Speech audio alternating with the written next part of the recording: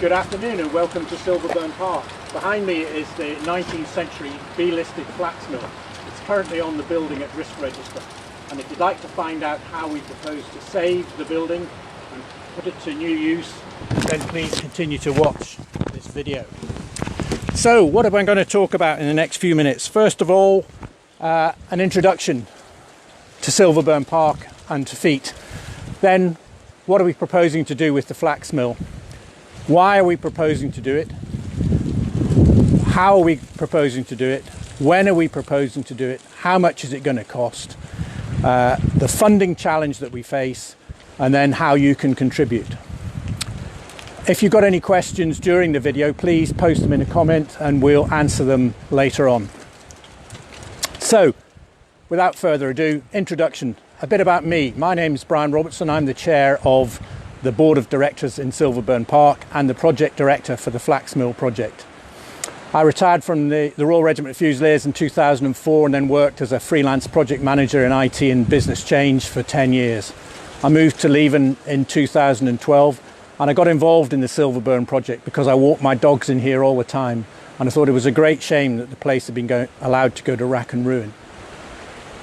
Silverburn Park, you may know, was the family estate of the Russell family of the Tullis Russell paper makers, and Major David Russell gifted it to Leven Town Council in 1973. That gift is covered by a conservation agreement with the National Trust for Scotland that says the park has to be kept forever as a place of quiet relaxation, nature trails and organised camping for the benefit of the public in general and the people of Leven in particular. So it is your park. It ran very successfully under Leven Town Council and then Kirkcaldy District Council and eventually Fife Council. And in here there was an animal farm, a petting zoo, play park facilities, and it attracted between 25 and 30,000 visitors a year and ran, as I said, very successfully until 2002 when Fife Council closed all of their animal facilities across the county.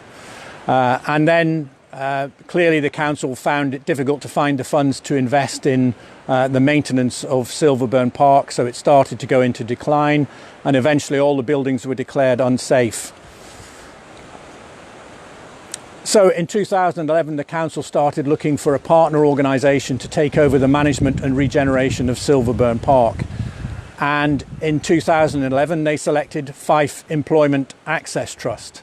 FEET, as it's known, is a mental health charity based in Glenrothes that works with people with a range of mental health conditions and gives them the training and support they need to get back into, to self-manage their conditions and to get back into meaningful employment. So, having been appointed as the preferred bidder, we then carried out an extensive consultation with the local community.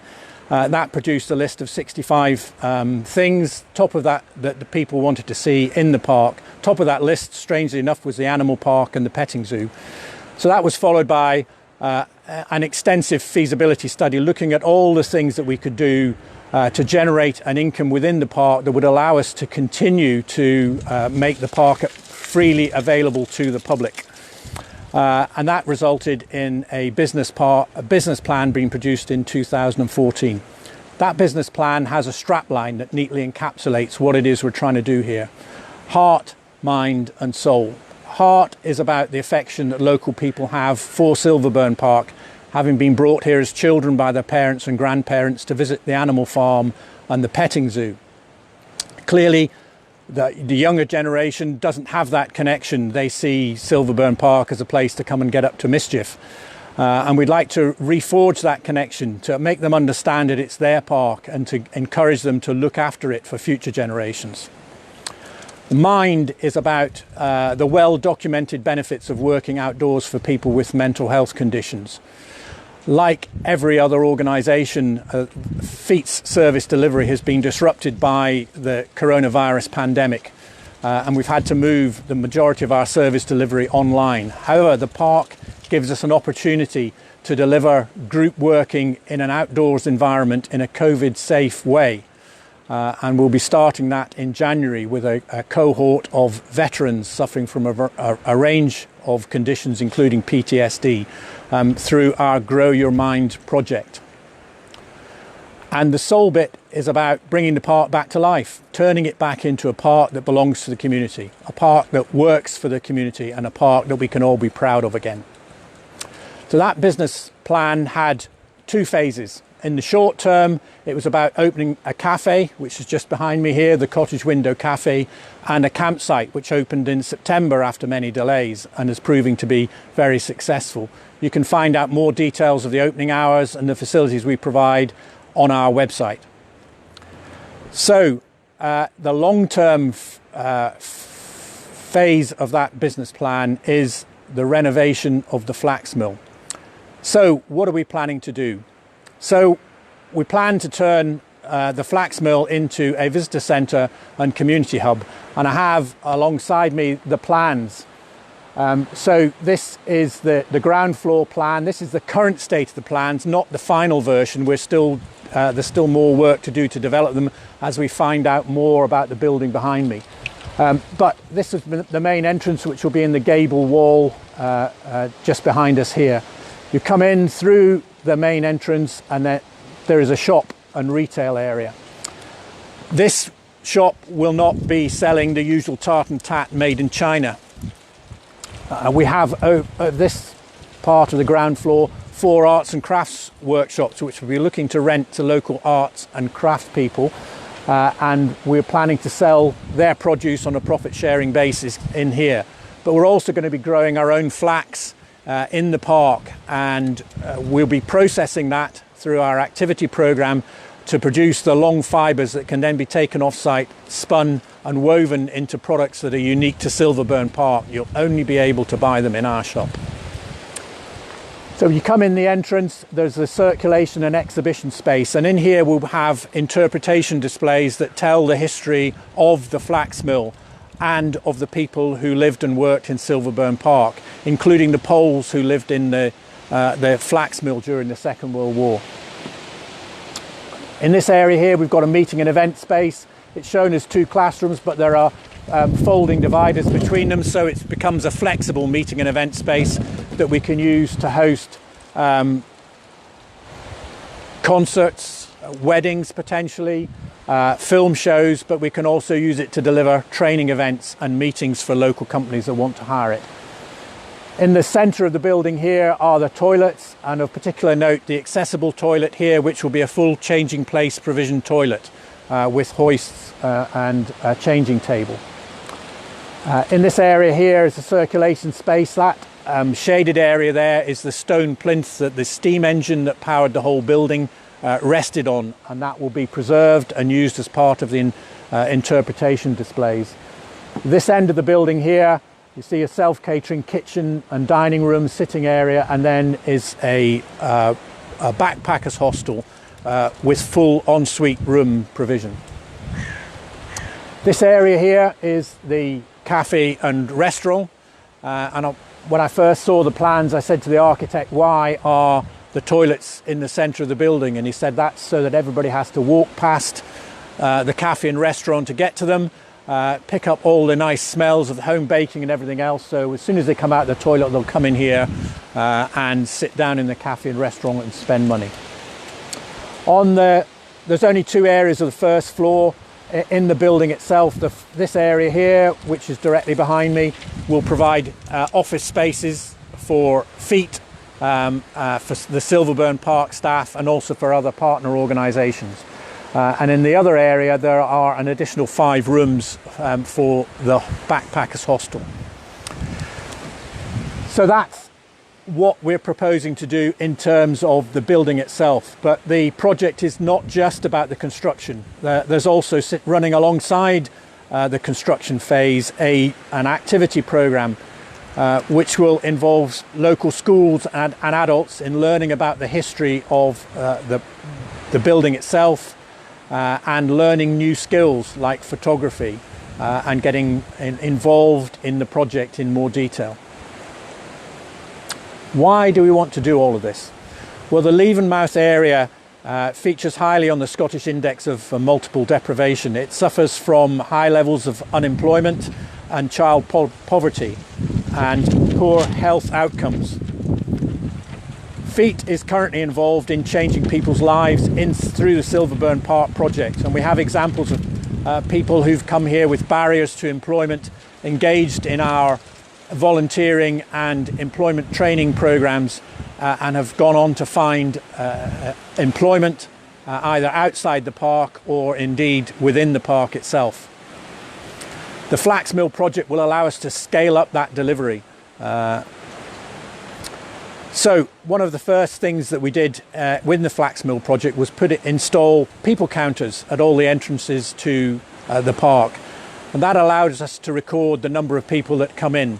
So we've seen a 5-fold increase in people coming on foot and on bicycle into the park since the start of lockdown, and those figures are holding up. So clearly the park has a role to play in supporting people's mental health and their well-being. We need to generate an income in order to be able to secure the long-term future of the park and indeed in the longer term the charity itself, and the Flax Mill will provide that main income generator for us. But it's also about a forgotten part of the industrial heritage of Leavenmouth. The mill was built in 1856 and it brought together the 3 parts of the flax process: deseeding, retting and scutching in one building. These processes had previously been done on a small scale and in separate areas. It brought everything together on an industrial scale within one building, and also benefited from the availability of the East Fife Railway, which ran across the golf course to my right, and the availability of a water supply from the Scooney Burn. The building itself, the retting part of the process, is all about rotting the flax straw in water to separate the fibres that you want to process away from the central core. That was traditionally done in a pond under uncontrolled conditions and could last up to 10 days, and there was a bit of an art about it. This building used what's called the Schenk process to do that retting process in a more controlled environment, and also allowed it to be shortened to about 2.5 days. We're aware of only 4 mills in Scotland that use the Schenk process, and we believe this is one of only 2 surviving mills that used the process. Also, in 1867, there were 9 flax and linen mills in the Leven area, employing over 3,000 people. This, as far as we're aware, this is the last physical evidence of that forgotten industrial heritage. So we want to bring that heritage back to life for local people through the interpretation displays and through our education and activity programme. And finally, the Flax Mill will boost the local economy by bringing jobs, by bringing employment training for more people, and attracting visitors into the area, encouraging them to spend money, to linger in the area, and to, as I say, boost the local economy. So how are we going to deliver it? Well, it's going to be delivered as a joint project between FEET and Fife Council as the clients, with Fife Historic Buildings Trust providing the construction project management. Underneath them there is a design team led by local architects Sinclair Watt, and that has architects, conservation architects, structural engineers, mechanical and electrical engineers and quantity surveyor. So a very multi-skilled team. Altogether, the project in the current development phase is employing over 30 people in a variety of different roles. They're volunteers, FEET staff, Fife Council employees and consultants. So when are we going to deliver the project? Well, we're currently in the the development phase, which started in June 2019 and lasts through till June next year. That development phase is all about developing the plans in much more detail than we were able to do when we submitted our original application, leading up to a second application to the National Lottery Heritage Fund in June next year.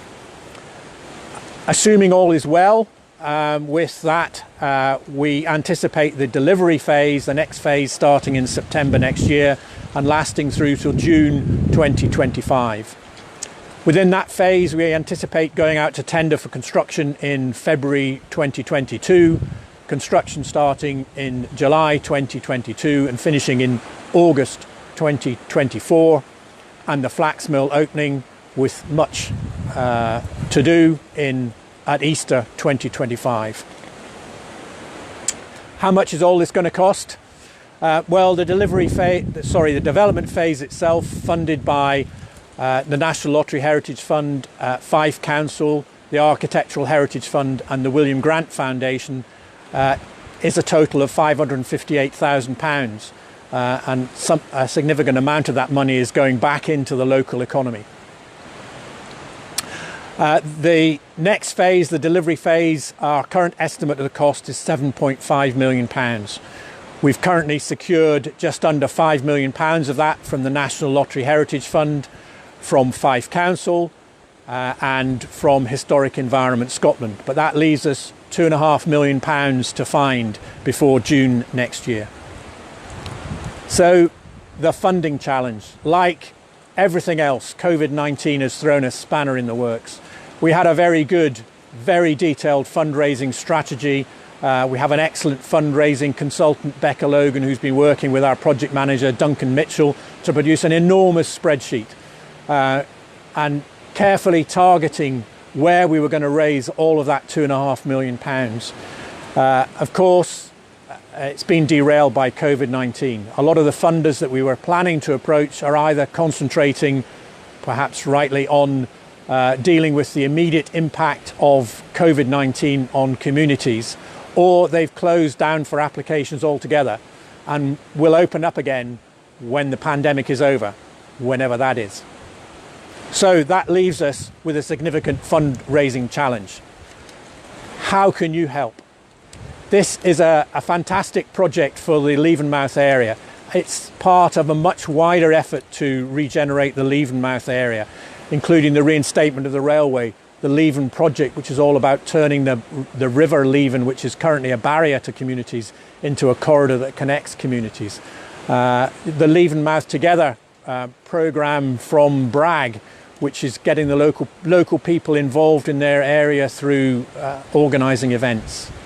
This is a key part of that whole programme. So how can you get involved? Well, go to our fundraising page. If you type bit.ly/flax into your browser, it will take you to the Flaxmill page